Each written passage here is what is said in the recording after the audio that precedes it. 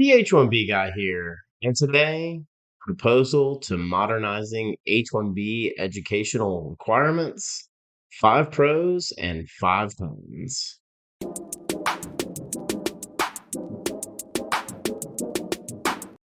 But before we get started, I'd like to ask you, if you haven't already, to please subscribe to the H1B Guy channel here on YouTube and like this video so that I can continue to produce more content like this for you.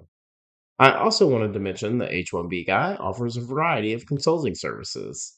I help businesses and individuals solve complex work authorization issues in the recruitment process while bringing awareness to employment based immigration benefits. If I can help you, please reach out. I'd love to hear how. And you can book an appointment directly with me via the h1bguy.com. Today's post is brought to you by Syndesis and Path to Canada, the ideal plan B for high skilled immigrants currently located in the US whose status may be uncertain, by PERM-ads.com, the industry leader in providing a seamless experience for employers and immigration attorneys navigating the complex PERM recruitment ad phase of the labor certification process, and by Mob Squad. Are you a technology professional facing U.S. work visa related challenges? Don't leave your fate up to chance. Our partner Mob Squad has a solution. Join the squad. As I covered during the H1B Guy News for the week ending October 20th, 2023, on Friday, October 20th, 2023, in a notice for proposed rulemaking from the Department of Homeland Security, posted on the Office of Information and Regulatory Affairs titled Modernizing H1B Requirements and Oversight and Providing Flexibility in the F1 Program. This notice sent legal immigration pundits and highly skilled individuals living and working in the U.S. under H1B into a frenzy of comments and questions. One of the biggest issues has been raised from the following verbiage. Quote, similarly, a petition with a requirement of any engineering degree in any field of engineering for a position of software developer would generally not satisfy the statutory requirement, as it is unlikely the petitioner could establish how the field of study within any engineering degree provide a body of highly specialized knowledge directly related to the duties and responsibilities of the software developer position. If an individual could qualify for a petitioner's software developer position based on having a seemingly unrelated degree, then it cannot be concluded that the position required the application of a body of highly specialized knowledge and a degree in a specific specialty, because someone with an entirely or largely unrelated degree may qualify to perform the job.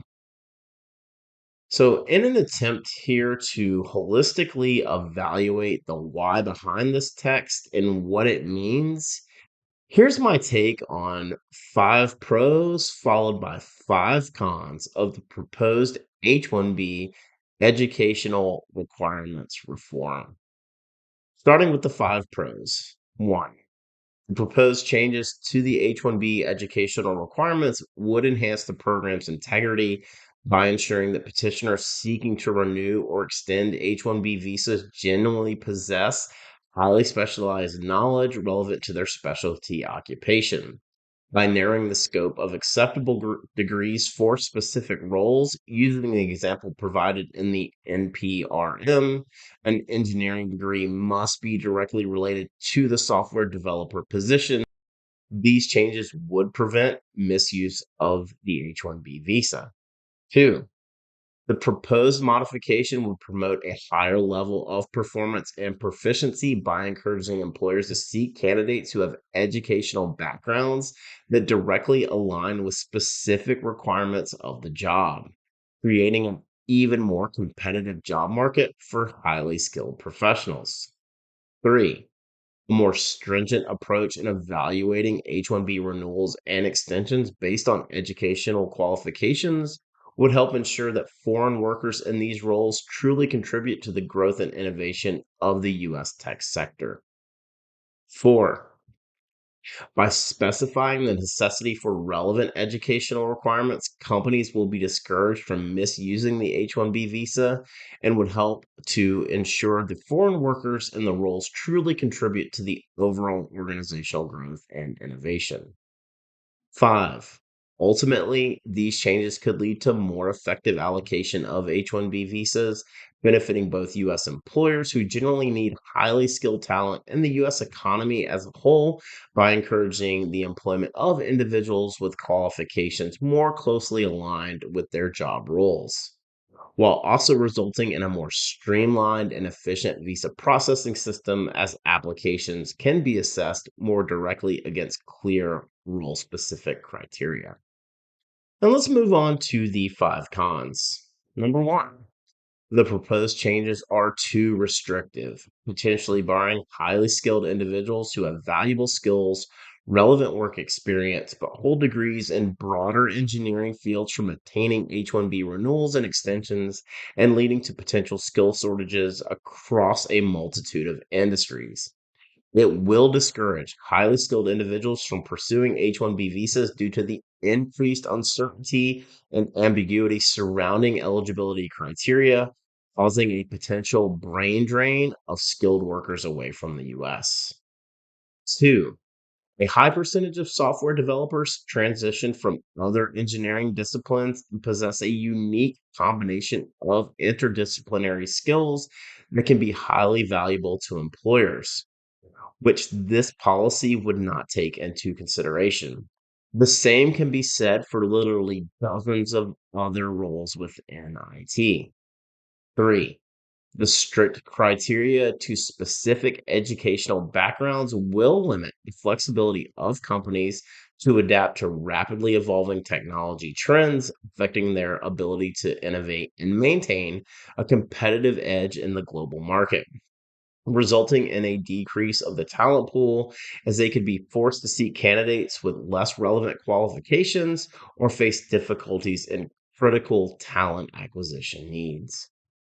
Four, the proposed changes will lead to a more bureaucratic and time consuming visa application process, increasing administrative burdens for both petitioners and USCIS, causing delays in filling critical job vacancies while not adequately considering the rapidly evolving nature of the tech industry, where diverse educational backgrounds can contribute to holistic and innovative approaches. And five, placing additional administrative burdens on companies, requiring them to justify in detail the relevance of every applicant's degree to the job, which might deter them from pursuing global talent altogether, with the risk that these changes will continue the narrative and perception of the US as less welcoming to international talent, potentially harming the country's global competitiveness and a reputation as a hub for innovation and technology development. I just can't imagine that this type of text will become law. It's too restrictive and unnecessary. However, I'm also concerned that the average American doesn't understand the proposed reform enough to make an educated decision on whether this is good or bad for US immigration policy. I'm fairly confident that this specific text will be challenged with a lawsuit sooner rather than later. What will be really interesting to see will be the plaintiffs who will add their names to the litigation. I fully expect it to include a wide range of US companies as well as highly skilled individuals living and working in the US. As always, I'll continue to monitor the progress of DHS's modernizing H 1B requirements and oversight and providing flexibility in the F1 program. For the full post on proposal to modernizing H 1B educational requirements, five pros and five cons, please check out the H1BGuy.com. And a reminder that today's post is brought to you by Syndesis and Path to Canada, the ideal plan B for high skilled immigrants currently located in the US whose status may be uncertain. If you're facing an H 1B denial or OPT expiration, don't get caught off guard. Make sure you have a plan B, and Syndesis and Path to Canada are your answers. They'll gladly help you navigate the process. And if you'd like to find out if you qualify, please be sure to use the link in the video description below. and someone from Syndesus or Pats of Canada will be in touch.